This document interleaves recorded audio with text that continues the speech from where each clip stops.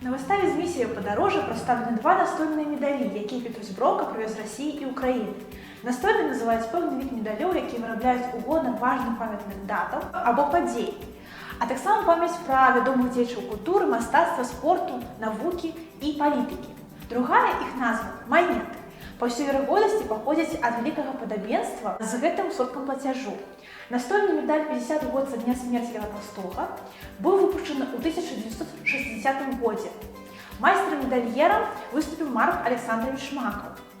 Настольны медаль з выявай Тараса Шаўчэнкі быў адліты ў 1961 годзе медальерамі Алексеем Алейнікам і Ісаакам Хацінком да 100-й гадавіны з дня смерці паэта. Дадзеныя экземпляры былі зроблены на ленінградскім манетным двары з тампаку разнавіднасці латуні з утрыманнем медзі 88-97% і цынку да 10%.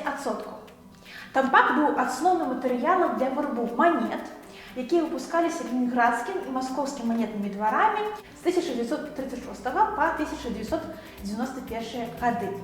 Настольныя медалі маюць круглую форму, але адрозненне ад медалёў за баявыя і іншыя заслугі перад айчынай, яны не маюць мацавання або стужачкі для нашэння на грудзях.